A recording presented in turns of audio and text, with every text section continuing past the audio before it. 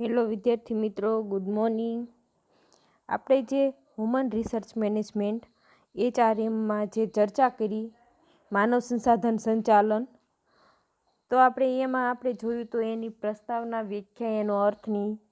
તો ત્યારબાદ આપણે જે આ માનવ સંસાધન સંચાલનની વ્યવસ્થાપકમાં એટલે કે માનવ સંસાધન મેનેજરની જે કર્મચારીઓ હોય એની લાયકાતો, ગુણો અને એના કાર્યોની ચર્ચા કરવાની છે આપણે આ લેક્ચરમાં. તો ઔદ્યોગિક એકમોમાં માત્ર અલગ માનવ સંસાધન સંચાલન વિભાગ સ્થાપવાથી જ એકમના સઘળા પ્રશ્નોનો આપોઆપ અંત આવી જતો નથી કે માનવ સંસાધન સંચાલન વિભાગની સ્થાપના માત્રથી એકમના ઉચ્ચ સંચાલનની કર્મચારીઓ કે માનવ તત્વો પ્રયત્નોની જવાબદારીનો અંત નથી આવતો. વાસ્તવમાં માનવ સંસાધન સંચાલનનું કાર્ય જટિલ છે. તેના શ્રેષ્ઠ પરિણામો હાંસલ કરવા માટે સર્વોચ્ચ સંચાલકથી છેક નીચેના કર્મચારી સુધીના પ્રત્યેકનો ઉષ્માભર્યા હાર્દિક સાથ અને સહકારની જરૂર બની રહે છે.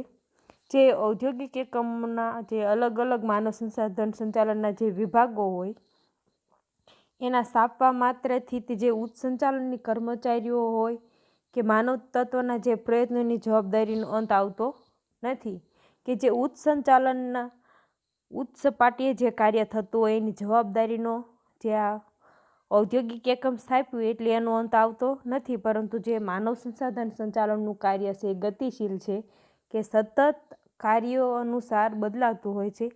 તેથી શ્રેષ્ઠ પરિણામો હાંસલ કરવા માટે સંચાલકે છેક નીચેના કર્મચારીઓ સુધી પ્રત્યેકને ઉષ્માભર્યા હાર્દિક સાથ અને સહકારની જરૂર બની રહે છે. વહીવટી માળખામાં કર્મચારી વ્યવસ્થાપકનું સ્થાન રૈખિક અધિકારીનું છે. તે પોતાના વિભાગ સિવાય અન્ય વહીવટી અધિકારીને સીધો હુકમ કરી શકે નહીં. જે વહીવટી માળખામાં કઈ રીતનું છે કે કર્મચારી વ્યવસ્થાપકનું સ્થાન રૈખિક એટલે કે એક ચેન સાથે જોડાયેલું, એટલે કે એક કાર્ય પૂરું થાય ત્યારબાદ જ બીજું કાર્ય, એના ઉપરથી ત્રીજું, ચોથું, એવી રીતના રૈખિક સાંકળ અનુસાર રૈખિક અધિકારીનું જે પોતાના વિભાગ સિવાય અન્ય વહીવટી અધિકારીને સીધો હુકમ કરી શકતા નથી, પરંતુ સલાહ સૂચન કે ભલામણ કરી શકે છે. ઉચ્ચ સંચાલનને કર્મચારી અંગે નક્કી કરેલ નીતિ અમલમાં મૂકવા કર્મચારી વ્યવસ્થાપક સતત પ્રયત્નશીલ જે પ્રયત્ન કરવા પડે કે જે ઉચ્ચ સંચાલન ક્ષેત્રે જે કર્મચારીઓ હોય એને નક્કી કરેલા નીતિ નિયમો અનુસાર એને સતત પ્રયત્ન કરતા રહેવું જોઈએ. એક બાજુ કર્મચારીઓને પ્રશ્નો ઉચ્ચ સંચાલન સુધી પહોંચાડવામાં અને બીજી બાજુ ઉચ્ચ સંચાલનના નિર્ણયો કર્મચારીઓ સુધી પહોંચાડવામાં જે વ્યવસ્થાપક કડીરૂપ મહત્વનું જવાબદારીભર્યું સ્થાન ભોગવે છે. કે કર્મચારીઓ સુધી જે વ્યવસ્થાપકનું કડીરૂપ મહત્વનું જવાબદારીભર્યું સ્થાન ભોગવે છે. તો આપણે કડીરૂપ કોણ છે? વ્યવસ્થાપક જે છે એ. તેથી કર્મચારી વ્યવસ્થાપકનું કાર્ય પ્રથમ દર્શને જ દાદ માગી લે તેવું છે. કર્મચારી વ્યવસ્થાપકનું કામ છે એ થોડીક જવાબદારી માગી લે એવું કાર્ય હોય છે, અથવા તો કે એના ઉપર જે જવાબદારીની જે સોંપણી હોય છે અથવા તો જે નીતિ નિયમોનું પાલન હોય છે તે છેક સુધી હોય છે. આથી જ આધુનિક સમયમાં કર્મચારી વ્યવસ્થાપક પાસે ભારે વિશિષ્ટ વ્યવસાયિક નિષ્ણાતની અપેક્ષા રાખવામાં આવે છે. એટલે જે આધુનિક સમયમાં જે કર્મચારી વ્યવસ્થાપક એટલે કર્મચારીની ગોઠવણી વિશિષ્ટ વ્યવસાયિક જે નિષ્ણાતો હોય એવી અપેક્ષા એ રાખવામાં આવતા હોય છે. સામાન્ય અંગૂઠા છાપનો યુગ તો ક્યારનોય પૂરો થઈ ગયો. કે જે અંગૂઠા છાપ એટલે કે જેના પાસે જે વિશિષ્ટ આવડત ન હોય અથવા તો એની એ કાર્ય પૂરતી તાલીમ ન હોય. દાખલા તરીકે જો કોઈ કોમ્પ્યુટર વિભાગ હોય તો તેમાં અંગૂઠા છાપનો કોઈ કામમાં આવતો નથી. તેથી જ વિશિષ્ટ જ્ઞાનવાળા કર્મચારીઓની ભરતી કરવામાં આવે છે. કર્મચારી વ્યવસ્થાપકનું કાર્ય ખરેખર લોઢાના ચણા ચાવવા જેવું કપરું અને દાદ માગી લે તેવું છે. કર્મચારીની જે વ્યવસ્થાપકનું કાર્ય કેવું છે? લોઢાના ચણા ચાવવા જેવું, એટલે કે અઘરું છે અને કપરું છે અને દાદ માગી લેવું એટલે કે વધારે જવાબદારીવાળું કાર્ય છે. આથી પોતાની ફરજો પ્રામાણિક, નિષ્પણપણે, કાર્યક્ષમતાપૂર્વક બજાવવા માટે તેમનામાં વિશિષ્ટ લાયકાતો, ગુણો હોવા જરૂરી છે. એટલે એની કાર્યક્ષમતાપૂર્વક જે કામ હોય એની વિશિષ્ટ લાયકાતો અને એના એવા ગુણો વિકસેલા હોવા જોઈએ. કે અહીંયા કીધું છે કે લોઢાના ચેણા ચાવવા જેવું વ્યવસ્થાપકનું કાર્ય એટલે કે બહુ કપરું કાર્ય હોય છે, એટલે જ કીધું છે કે લોઢાના ચેણા ચાવવા જેવું છે. કર્મચારી વ્યવસ્થાપકે સંચાલકોને નીતિ વિષયક નિર્ણયો લેવા માટે યોગ્ય સલાહ સૂચન આપવાના હોય ને તેનામાં કુશાગ્ર બુદ્ધિ, દીર્ઘદ્રષ્ટિ, હૈયા ઉકલત, કોઠાસૂઝ, નિડરતા હોવી જરૂરી છે. કર્મચારી વ્યવસ્થાપકે સંચાલકોને જે નીતિ વિષયક નિર્ણયો લીધેલા હોય એના વિશે જે યોગ્ય સલાહ સૂચન હોય એ આપવાના હોય. બુદ્ધિગમ્ય વિચારણા હોય કે લાંબા ગાળાની જે કોઈ દીર્ઘદ્રષ્ટિ હોય. હૈયા ઉકલત એટલે કે કોઠાસૂઝથી, નિડરતા એટલે કે કોઈ પણ આગળના પડકારોનો સામનો કરીને એવું જરૂરી છે. તેમજ પોતાના હાથ હેઠળના અધિકારીઓને અને કર્મચારીઓને જરૂરી માર્ગદર્શન, સલાહ સૂચન આપવા માટે તેનામાં સચોટ રજૂઆત શક્તિ, દ્રઢ મનોબળ, નિસ્વાર્થતા, ધીરજ, શાંતિ આદિ ગુણો હોય તે જરૂરી છે. અહીંયા આપણે જે આ વાત કરીશું કે માનવ સંસાધન વ્યવસ્થાપકના ગુણોમાં, તો એનામાં કેવા કેવા પ્રકારના ગુણો હોય એની ચર્ચા અહીંયા કરી છે. એકમના કર્મચારી કામદાર પાસેથી કાર્યક્ષમ રીતે કામ મેળવવા માટે તે ચપળ, ઉત્સાહી, ઉદ્યમી, વિશ્વાસુ, જાગૃત હોય તે આવશ્યક છે. કે એનામાં કર્મચારીમાં કેવા પ્રકારની લાયકાત અને ગુણો ધરાવતો હોવો જોઈએ કર્મચારી, તે અહીંયા દર્શાવ્યું છે. સંચાલનના નીતિ નિર્ણયો, આદેશો રજૂ કરવા માટે તેનામાં ગુન્હે, કૌશલ્ય, નિર્ભયતા આદિ ગુણો કર્મચારી વ્યવસ્થાપકમાં હોવા જરૂરી છે. કર્મચારીઓને વ્યક્તિગત સેવા પૂરી પાડવામાં તે સહકારની ભાવનાવાળો, પ્રેમાળ, ન્યાયપ્રિય હોય તે આવશ્યક છે. કર્મચારી વ્યવસ્થાપકે જ્ઞાનની વિશાળ ક્ષિતિજોને આંબવાનો પ્રયત્ન કરવો જોઈએ. ક્ષિતિજો એટલે કે અડચણો, કે વ્યવસ્થાપક જે હોય એ જ્ઞાનની વિશાળ જે ક્ષિતિજોને આંબવાનો પ્રયત્ન કરતા હોય છે. કર્મચારી સંચાલનમાં જે વિવિધ પ્રશ્નોના ઊંડા અભ્યાસ કે કોઈ પણ પ્રશ્નની ડીપમાં ચર્ચા કરે, એની ઉકેલ માટે તેને સામાજિક વિજ્ઞાન હોય, મનોવિજ્ઞાન હોય, અર્થશાસ્ત્ર, સમાજશાસ્ત્ર વગેરેનો અભ્યાસ હોવો જરૂરી છે.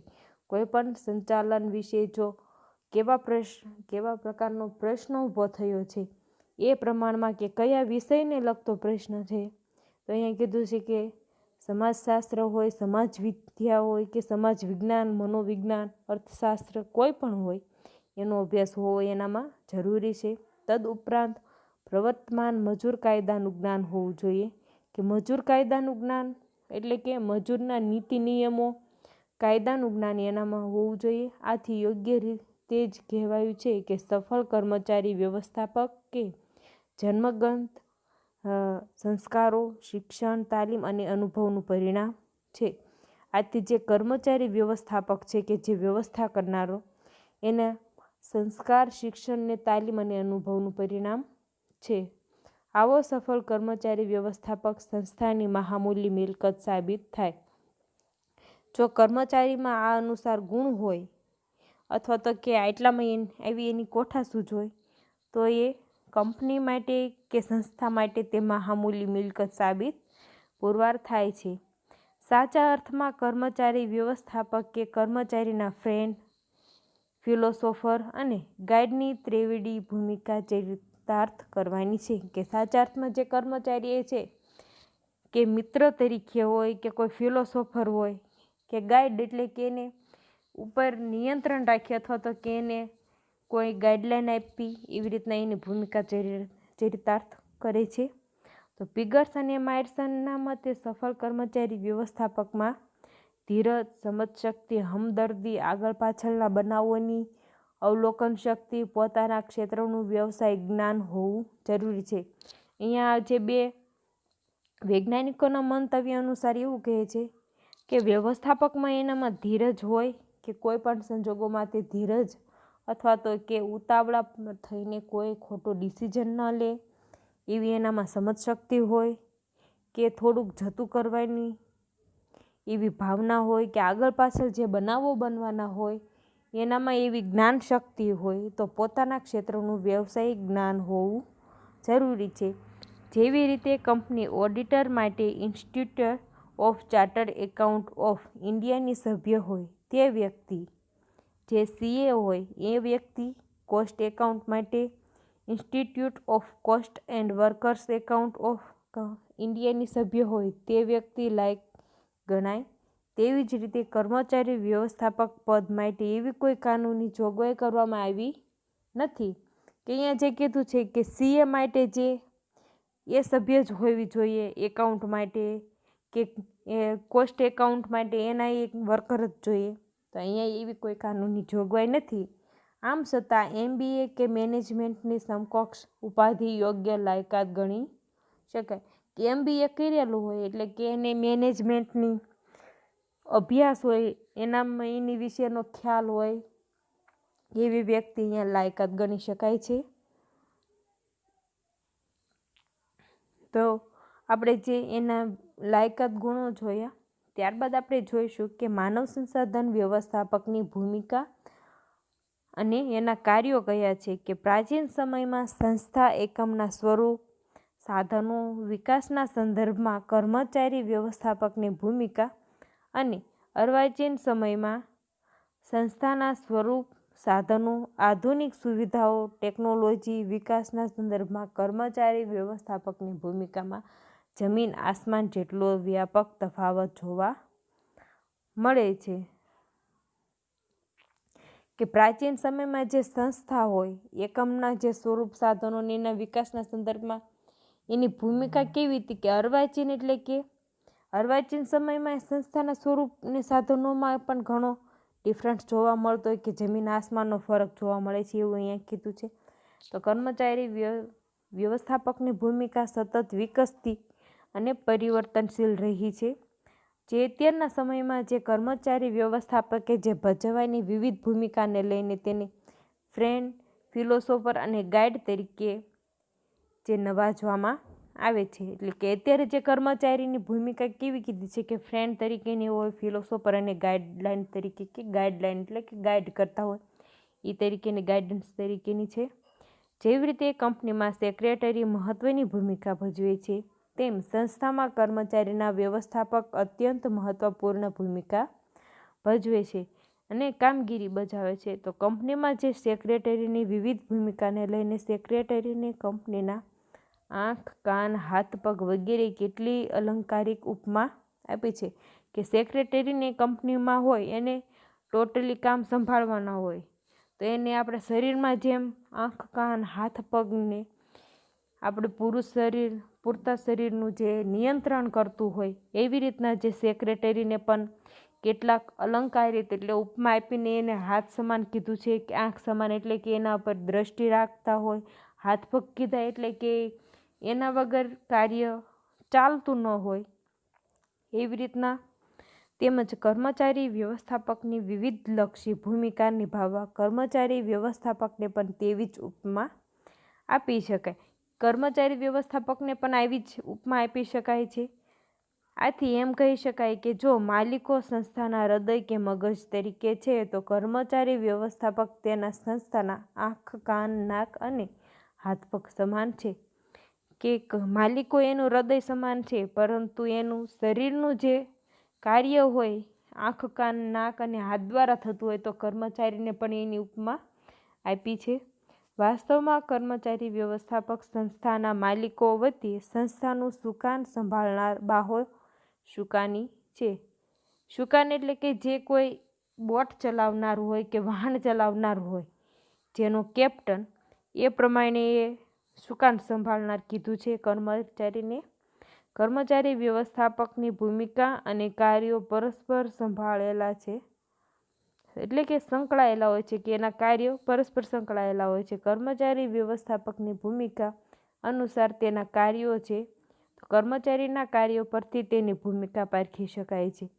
કર્મચારીના કયા કાર્યો છે એના ઉપરથી તેમાં કેવા ગુણો હશે, એમાં કેવી તાલીમ હશે, કૌશલ્ય છે, એ રીતે એની ભૂમિકા પારખી શકાય છે. હવે કર્મચારી વ્યવસ્થાપક કે અનેકવિધ કાર્યો કરે છે તે તથા તેની ભૂમિકા તપાસીએ. તો કર્મચારી વ્યવસ્થાપકનું કાર્ય આધુનિક સમયનું પડકારયુક્ત કાર્ય છે.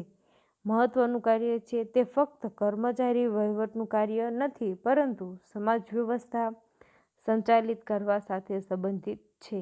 કોઈ પણ બે વ્યક્તિ સમાન નથી.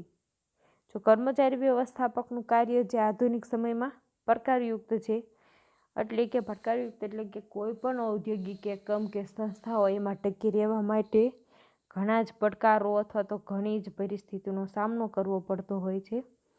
સમાજ વ્યવસ્થામાં જે સંચાલિત કરવા માટે સાથે સંબંધિત છે. કોઈ પણ બે વ્યક્તિ સમાન નથી. માનસિક, શારીરિક, પરંપરાગત, લાગણીની દ્રષ્ટિએ, વર્તનની દ્રષ્ટિએ તફાવત રહે છે.